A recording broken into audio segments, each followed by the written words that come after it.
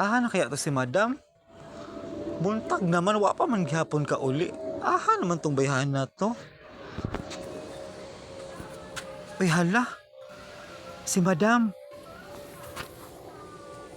Madam? Si madam. Dam.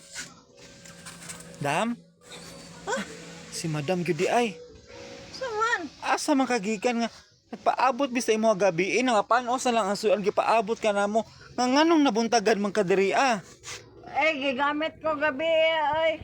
Munang nabuntagan ko. Nganong nabuntagan? Pagbuot man mo, og dugay ko mo ulit, iguwang naman ko. Dili ba ang amua lang basig babuntisan ka? Okay lang, kabalo man ko mag-alaga sa ako ang anak. So karon dili na lang ka magpuyo madam. Oh, dili lang ka magpuyo total di lang pud ka na modawaton.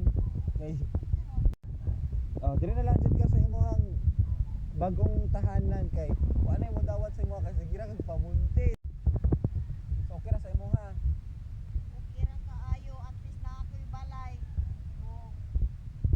So ginatambangan lang ka namo madam, tambag ba nga di na ka magpabuntag kay tiguwang nabaya ka. Dili na lang ka kay kung magpabuntog na pod ka sa sunod, wa na magbuot sa imo ha. Magpagusto ka, magpabuntog ka, ado-ad. So unsa man yung matubag?